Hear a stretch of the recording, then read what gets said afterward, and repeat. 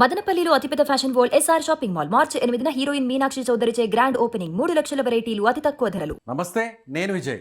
Iran మీద ఇప్పటికే Israel అమెరికాతో కలిసి భారీ ఎత్తున యుద్ధం చేస్తుండటంతో ఇరాన్ కూడా అదే స్థాయిలో ప్రతిదాడి చేస్తుంది. అయితే ముఖ్యంగా ఇరాన్ ఇప్పటికే స్ట్రైట్ ఆఫ్ హార్మోజ్ను కూడా క్లోజ్ చేసినట్టు అనౌన్స్ చేయడం, అదేవిధంగా ఆ జలసంధిలో ప్రయాణిస్తున్నటువంటి కొన్ని ఆయిల్ ట్యాంకర్స్ ఉన్నటువంటి షిప్ మీద కూడా అటాక్స్ చేయడంతో దాదాపుగా 33కు పైగా షిప్స్ అక్కడే నిలిచిపోయినటువంటి పరిస్థితి. అయితే దీంతో ఇప్పుడు ఆయిల్ ధరలు అమాంతంగా పెరగబోతున్నాయనేటువంటి అంచనాను వేస్తున్నారు మార్కెట్ నిపుణులు.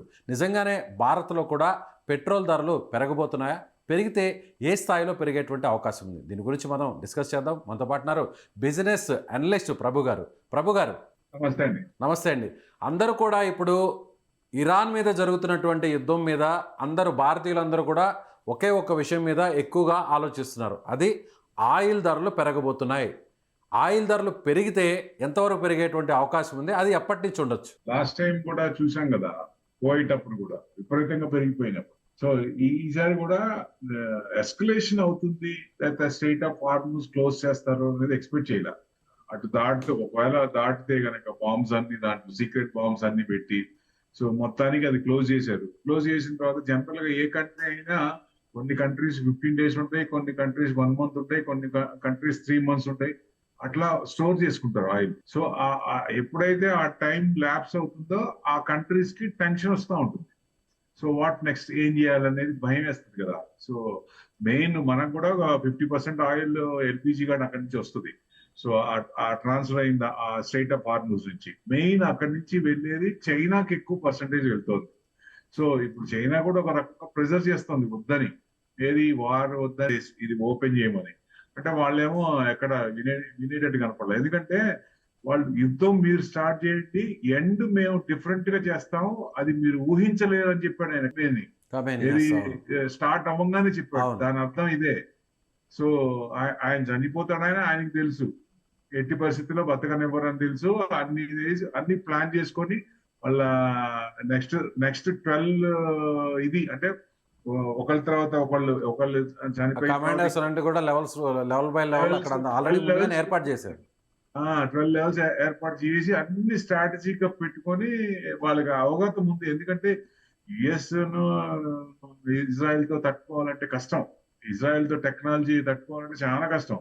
సో అది ముందే తెలుసు కాబట్టి. కాకపోతే డిస్ట్రక్షన్ మోడ్ లో ఉన్నారు వాళ్ళు. ఫస్ట్ నుంచి కూడా డిస్ట్రక్షన్ మోడ్ లో. ఇప్పుడు సివిలియన్స్ కూడా ఇబ్బంది పెడుతున్నారు కదా, కొన్ని ఫ్లైట్స్ కూడా చాలా ఇబ్బంది అయినాయి. 48 hours ఎయిర్పోర్ట్ లో ఉండాలంటే చాలా కష్టం కదా. సో అన్ని చోట్ల కూడా ఇబ్బంది పడ్డారు. రిక్వెస్ట్ చేస్తే కొంచెం రష్యాని రిక్వెస్ట్ చేస్తే రష్యా అక్కడి నుంచి కొంచెం ఇది చేస్తే కొన్ని ఏదో ఫ్లైట్స్ అన్ని కొన్ని రిలీజ్ చేశారు, కానీ కొన్ని ఫ్లైట్స్ ఇంకా కానీ పరోక్షంగా ప్రభు గారు ఇప్పుడు ఒకవేళ ఇరాన్ ఇబ్బంది పెట్టాలనుకుంటే ముఖ్యంగా ఇజ్రాయెల్, ఆ తర్వాత అమెరికా, ఈ 2 దేశాలని ఇబ్బంది పెట్టాల్సినటువంటి అవసరం ఉంటుంది. కానీ ఇప్పుడు అనూహ్యంగా తన మిత్ర దేశాలే ఇబ్బంది పడే పరిస్థితికి వచ్చింది. ముఖ్యంగా మీరు అన్నట్టుగా ఎక్కువగా ఇంపోర్ట్ చేసుకునేది చైనా అనేది ఇరాన్కి మిత్ర దేశంగా ఉంది. అండ్ నెక్స్ట్ ప్లేస్లో కూడా మనం అటు ఇటు కాదనుకున్నా కూడా 30% వరకు కూడా మనం కూడా అక్కడి నుంచి ఇంపోర్ట్ చేసుకుంటున్నాం. సో ఇండియాతో ఇరాన్కి కూడా మంచి సంబంధాలు ఉన్నాయి. ఆల్రెడీ మనం అక్కడ కూడా ఆపరేట్ చేస్తున్నాం. ఎటు చూసినా కూడా అలాగే అమెరికా రిలేటెడ్గా ఉన్నటువంటి కంట్రీస్ కాకుండా ఇరాన్కి దగ్గరగా సఖ్యతగా ఉన్నటువంటి కంట్రీసే ఇవాళ ఇబ్బంది పడేటువంటి పరిస్థితి ఉంది. మరి ఇరాన్ ఇలా ఎందుకు చేస్తుంది అనుకోవచ్చు? అంటే ఎక్కువ వాళ్ళు నిలబడలేరని తెలుసు. ఇప్పుడు యుఎస్ కొట్టాలంటే అంత దూరం మిసైల్స్ వెళ్ళే, బాలిస్టిక్ మిసైల్స్ అంత దూరం వెళ్ళవు, యుఎస్ ని కొట్టలేరు. అవును, వాళ్ళకు ఉన్నదానికి వీళ్ళనే ఇజ్రాయెల్ ని ఇచ్చేయాలి. సో అందుకని ఇజ్రాయెల్ ని అంత డైరెక్ట్ గా అడిగేది స్ట్రైట్ ఆఫ్ హార్మోజ్ ని క్లోజ్ చేయడం వల్ల, ఆయిల్ ఎక్స్పోర్ట్స్ ఆపేయడం వల్ల. ఇప్పుడు ఓడిపోతామని తెలుసు, ఫైనల్ గా నిలబడలేమని తెలుసు, కానీ డిస్ట్రక్షన్ చేయాలి, వాళ్ళని ఇబ్బంది పెట్టాలి, అవతల వీళ్ళు అనుకున్నది సాధించాలి. అదే మెయిన్. అక్కడేంటి ట్రంప్కి ఏంటి, ఆయన్ని చంపేయాలని ఆయన టార్గెట్ ఆయన రీచ్ అయ్యాడు. సో ఇక్కడ వీళ్ళు ఆయన చేసుకున్నప్పుడు మా టేస్ట్ ప్రకారం మా ఇది ప్రకారం మేము డిస్ట్రక్షన్ మోడ్ లో ఉంటాం.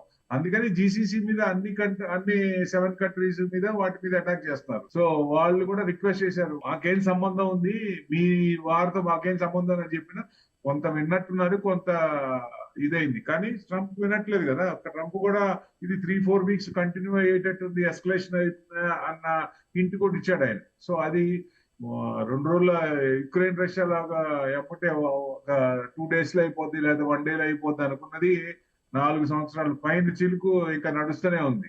అది మరి ఇది కూడా భయం ఉంటుంది కదా. మరి ఇది కూడా ఒక రకంగా ఎన్నాళ్ళు ఉంటుంది అనేది 3 weeks మినిమం 3 to 4 weeks అంటున్నాడు ఆయన. 3 to 4 weeks అంటే ఇంకెంత వరకు డ్యామేజ్ అవ్వచ్చు, ఎంత వరకు ఎస్కలేట్ కావచ్చు అనేది ఇది ఉంది. అంటే ఇబ్బంది. ఇప్పుడు మెయిన్ వాళ్ళు కొట్టాల్సిన చోట కొడుతున్నారు. ఇక్కడ ఆయిల్ మీద కొట్టారు. మరి అది స్ట్రైట్ అంటే ఒకవేళ అంత ఇబ్బంది లేకపోయినా ఆయిల్ ని తీసుకురావాలంటే అరౌండ్ తీసుకురావాలి. అంటే కిలోమీటర్స్ పెరుగుద్ది, టైం పెరుగుతుంది, కాస్ట్ పెరుగుద్ది. సో ఇవన్నీ ఎఫెక్ట్ పడతాయి కాబట్టి సో ఆ రకంగా ఒక రకంగా షార్ట్ టర్మ్ లో కొంచెం అన్ని కంట్రీస్ కూడా ఏదైతే ఆయిల్ స్టోరేజ్ ఉన్నాయో అవి తగ్గుతున్నప్పుడు కొంచెం టెన్షన్ వస్తుంది, ఆ భయం ఉంటుంది. సో ఆ రకంగా లెక్క వాళ్ళు. సో మనం ఆల్రెడీ ఇప్పటికే రష్యా నుంచి కూడా ఇంపోర్ట్ చేసుకుంటున్నాం. సో రీసెంట్గా కూడా ఒక ట్రేడ్ అమెరికాతో కూడా మనం ఆ ఒప్పందాలు కూడా చేసుకునేటువంటి అవకాశం ఉంది. అదే జరిగినట్లయితే వెనిజులా నుంచి కూడా మనం ఇంపోర్ట్ చేసుకునేటువంటి ఛాన్సెస్ ఉంది. సో ఇవన్నీ జరుగుతున్నా కూడా ఇరాన్ నుంచి పూర్తిగా కట్ అయిపోతే ఇంపోర్టింగ్ అనేది ఒక నెల తర్వాత కావచ్చు, మోస్ట్లీ ఒక 45 days తర్వాత కూడా అనుకున్నా కూడా, సో అప్పుడు అయినా కూడా ఆయిల్ ప్రైసెస్ హైక్ అవ్వచ్చా ఇక్కడ? ఇప్పుడు ఆయిల్ ప్రైసెస్ అంటే టోటల్ పర్సెంటేజ్ మెయిన్ చైనానే ఉంది, మిగతా కంట్రీస్ కొంచెం తక్కువ ఉంది కాబట్టి కొంత డిఫరెన్స్ మెయిన్ ఎఫెక్ట్ పడేది చైనానే. ఇప్పుడు మనం వెనిజులా నుంచి తీసుకోవచ్చు. ఆయన చెప్పింది మన ఇప్పుడు ఇష్యూ లేకపోయినా వెనిజులా నుంచి తీసుకోవాల్సిందే. ఆ ప్రెషర్ అట్టు ఉంది అక్కడ. అందుకనే జస్ట్ 1 day ముందు మన ప్రైమ్ మినిస్టర్ కూడా ఆ కంట్రీలో ఉన్నారు కదా. అవును. సో అంటే చెప్పకనే చెప్పారు, మేము మీ సైడ్ ఉన్నాం అన్నట్టు ఇండైరెక్ట్ గా చెప్పినట్టే కదా. ఒక రకంగా ఇరాన్ సైడ్ లేకుండా మనకి ఎక్కువ వీళ్ళతోనే మెయిన్ మేజర్ మరి వాళ్ళకి సపోర్ట్ చేసినట్టే లెక్క ఒక రకంగా. సో ఇరాన్ ని కొంచెం చెప్పకనే నమస్కారం మీతో మాకు ఇది కాదన్నట్టు. ఎందుకంటే వాళ్ళే మన మీద ఆధారపడ్డారు. బాస్మతి రైస్ కానీ ఇవన్నీ ఎక్కువ మన ఎక్స్పోర్ట్ కూడా వాళ్ళకి ఎక్కువ ఉన్నాయి, చేస్తున్నాం. సో మనకి పెద్ద ఎఫెక్ట్ అనేది పడదు, కానీ షార్ట్ టర్మ్ లో కొంచెం ఉంటుంది. మనకి స్టోరేజ్ 3 months స్టోరేజ్ ఉంది. ఆయిల్ మీద పెద్ద మనకేం ఎఫెక్ట్ పడదు, కానీ గ్లోబల్ ఎఫెక్ట్ పడుతుంది కదా. గ్లోబల్ మార్కెట్ ఇబ్బంది పడుతుంది. ప్రభు గారు మీరు ఒక మాట అన్నారు, మీరు ఒక మాట కూడా ఇక్కడ ఒక పాయింట్ అవుట్ చేశారు. ఏంటంటే సో ఇరాన్తో ఇక మనకి ఇక ట్రేడింగ్ ఉండకపోవచ్చు, బహుశా వార్ అయిపోయిన తర్వాత కూడా. సో అక్కడి నుంచి మనం ఆయిల్ ఇంపోర్ట్ చేసుకోవడం అనేది కూడా తగ్గిపోవచ్చు. సో దీనికి సంబంధించినటువంటి ఇండికేషన్స్ ఇచ్చేటువంటి ప్రయత్నంలో భాగంగానే మన ఇండియన్ ప్రైమ్ మినిస్టర్ కూడా వార్కి సరిగ్గా ఒక 24 hours బిఫోర్ ఇజ్రాయిల్లో ఆయన పర్యటించి వచ్చారు. అంటే ఒక రకంగా మానసికంగా ప్రిపేర్ అయ్యే ఈ నిర్ణయానికి వచ్చారనుకోవచ్చా? 100% ప్రిపేర్ అవ్వచ్చు. మనకి రష్యా కూడా లైన్ క్లియర్ అయినట్టే కదా. ఇప్పుడు 18% 10% అయింది. కోటే మొట్టకాయ పెట్టినప్పుడు 10% వచ్చినప్పుడు రష్యా నుంచి ఆయిల్ తీసుకోవచ్చు. అక్కడ క్వశ్చన్ ఏముంది ఇంకా? ఇప్పుడు వాళ్ళు అనుకున్నది అయింది కదా. ఇప్పుడు ఆయన 18% అన్నారు, 18% కోటే అవుతుంది 10% వచ్చినప్పుడు మనకి ఇంకా రష్యా నుంచి ఆయిల్ తీసుకోవడానికి ఇబ్బంది ఏముంది? సో డెఫినెట్ గా తీసుకోవచ్చు. సో అటు నుంచి కొనే ఛాన్స్ కూడా ఉంది. ఆయన మాట్లాడే ఇది కూడా లేదు కదా. ఆయన వాయిస్ కొంచెం కూడా తగ్గే ఛాన్స్లే ఉన్నాయి కదా కోట్ మొట్టకాయ పెట్టినప్పుడు. సో సో డెఫినెట్ గా ఆయిల్ మీద పెద్ద మనకి ఎఫెక్ట్ లేదు, కానీ గ్లోబల్ గా అన్ని కంట్రీస్ ఇబ్బంది పడుతున్నాయి కాబట్టి ఆ ఎఫెక్ట్ ఇవాళ మార్కెట్ ఉంటే మన మార్కెట్ విపరీతంగా పడేది. నిఫ్టీ కూడా 600 points పడింది ఇవాళ.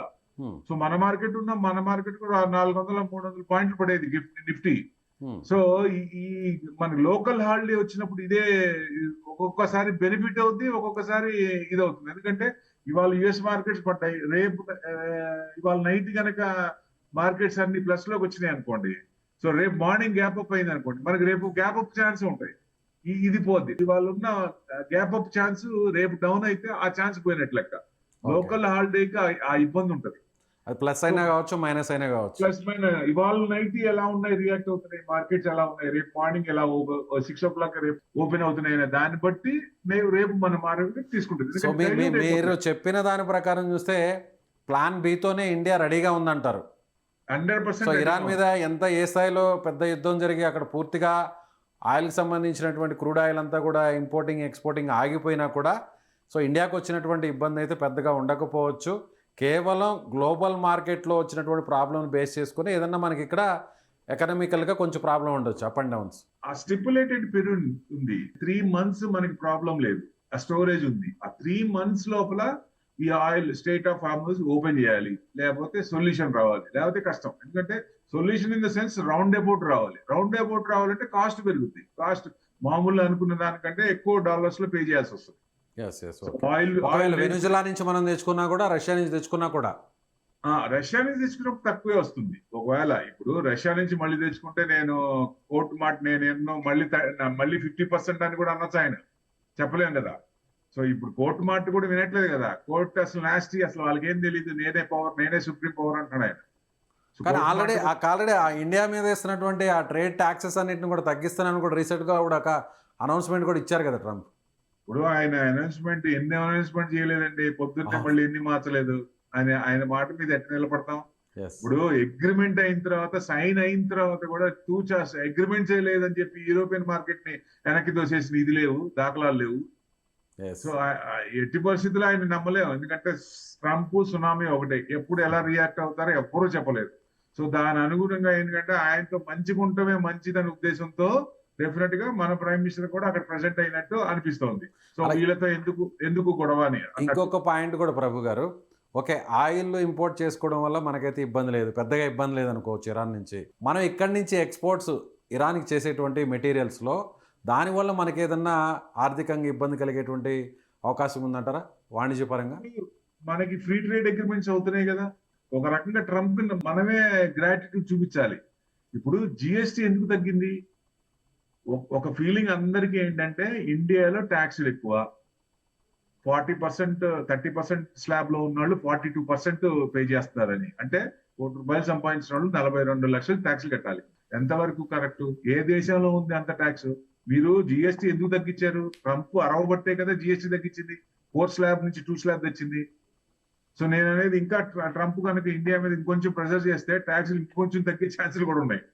సో అది మనకి మంచి జరిగింది. ఇప్పుడు ఒక యూరోపియన్ కంట్రీస్ ఒకప్పుడు మనల్ని ఎట్లా చూసినాయి, ఏ రకంగా ట్రీట్ చేసినాయి? ఇప్పుడు వాళ్ళు ఎమ్మడబడి ఎఫ్టీ అగ్రిమెంట్ చేసుకున్నారు కదా.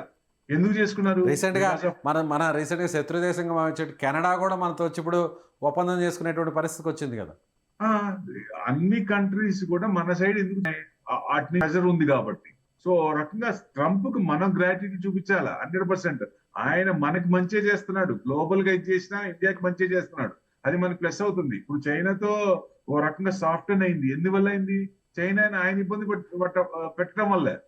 సో మనకి చైనాతో కొంచెం డీలింగ్ సాఫ్ట్ అయింది. అట్లనే ఓ రకంగా గ్లోబల్ గా ఇవన్నీ ఉన్నాయి కాబట్టి. మీరు అన్నట్టుగా ఒకప్పుడు చైనాతో పూర్తిగా వైరుధ్యం ఉండేది. ఎప్పుడైతే ట్రంప్ మనల్ని దూరం పెట్టాడో, సో కూడా అదే స్థాయిలో 50% పైగా ట్యాక్సులు వేసాడో, సో ఆ రోజు రష్యా, పుతిన్, అలాగే చైనాకు సంబంధించినటువంటి అక్కడ ఉన్నటువంటి అధ్యక్షుడు, మన ప్రధాని ముగ్గురు కలిసి కూడా ఒక భేటీ కూడా జరపడం జరిగింది. సో చైనాతో ఒక మైత్రి బంధం అనేది కాస్త స్టార్ట్ అయింది అనుకోవచ్చు. బికాస్ ఆఫ్ ఎవరి వల్ల ఇవన్నీ? ట్రంప్ వల్లే. సో మనం నిజంగా ట్రంప్ కి గ్రాటిట్యూడ్ చూపించాలి. సో డెఫినెట్ గా, ఎందుకంటే ఆయన సీట్ లో ఉన్నంత కాలం ఈ టారిఫ్లు, శాంక్షన్స్ ఆగో, ఎట్టి పరిస్థితుల్లో ఆగో. ఆయన ఆల్రెడీ నెక్స్ట్ కంట్రీ కూడా డిక్లేర్ చేసినట్టు లెక్క, క్యూబా. నెక్స్ట్ కంట్రీ మీద క్యూబా మీద పడతాడు ఆయన, ఏది కమ్యూనిస్ట్ కంట్రీ అన్నట్టు. సో ఆయన చెప్పింది వినాలి, మాట వినాలి, దాని ప్రకారం వెళ్ళాలి, ఆయన పప్పట్లు పెట్టుకోవాలి, ఆయన చెప్పింది టోటల్ ఇది అవ్వాలి. తదనుగుణంగా అన్ని చేస్తున్నారు. అంటే హిట్లర్ లాంటి పరిపాలన ఒక రకంగా ఇండైరెక్ట్ గా ట్రంప్ చేస్తున్నాడు అనుకోవచ్చు. పరిపాలన అంటే అట్లానే ఉంటుంది. But end of the Hitler సందేశం ఏమి ఇచ్చాడు కూడా ఉంది కదా, లాస్ట్ పతనం అయింది కదా మొత్తం.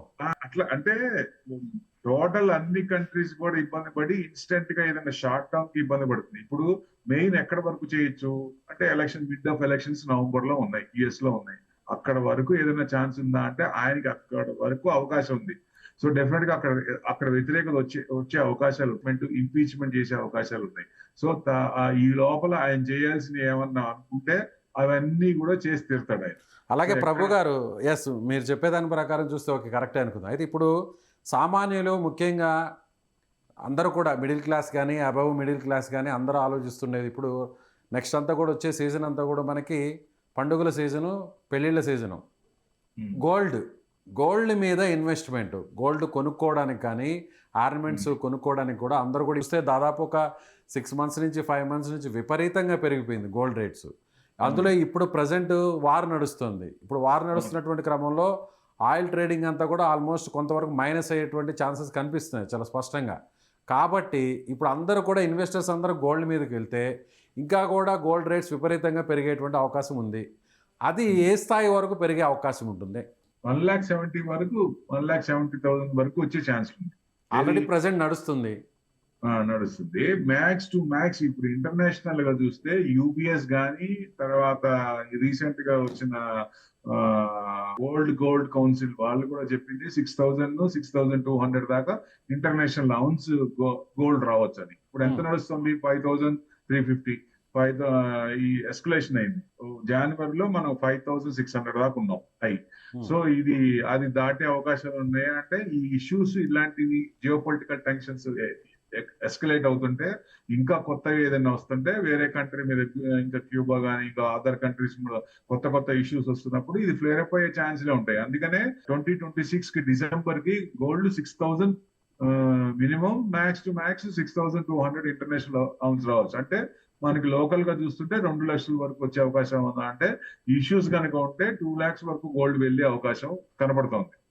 సో ఈ ఇయర్ ఎండింగ్ వరకు వరకు 2026. ఒకవేళ ఇది సాల్వ్ గానైతే ఈ ప్రాబ్లం ఇష్యూ అంతా కూడా క్లోజ్ అయితే డౌన్ ఫాల్ అయ్యే ఛాన్సెస్ ఉంటుంది. డౌన్ ఫాల్ ఛాన్స్ ఉంది. అంటే డౌన్ ఫాల్ అంటే విపరీతంగా 120, 130 to 130 తీసుకోవచ్చు. డౌన్ ఫాల్ కాన్స్టెంట్ గా ఎక్కడ వరకు ఒక మార్కెట్ ప్రైస్ స్టేబుల్ గా ఉండేటువంటి ఛాన్సెస్ ఉందంటారు? 20 to 130 ఆ రేంజ్ లో ఉండొచ్చు, అంతకంటే రాకపోవచ్చు. ఎప్పుడు 1 lakh బిలో అయితే వచ్చే ఛాన్సెస్ అయితే లేదు. మార్కెట్ ఒక స్టెబిలిటీ ఉన్నా కూడా ఓన్లీ 1 ఛాన్స్ ఉంది. ఇప్పుడు అంటే సెంట్రల్ బ్యాంక్స్ అన్ని ఎక్కువ చేస్తున్నాయి కాబట్టి వాళ్ళు ఎవరు అమ్మట్లేదు. వాళ్ళు ఎందుకు అమ్ముతారు? వాళ్ళ కంట్రీలో ఏదైనా క్రైసిస్ వస్తాయి. అందుకని క్రైసిస్ వస్తే ఆ ఆపత్కాలం సపోర్ట్ ఉంటుందనే ఉద్దేశంతోనే కొంటున్నారు. ఇప్పుడు ఎందుకు అమ్ముతారు? అమ్మరు. ప్రాఫిట్ బుకింగ్ ఇప్పుడు చేయరు.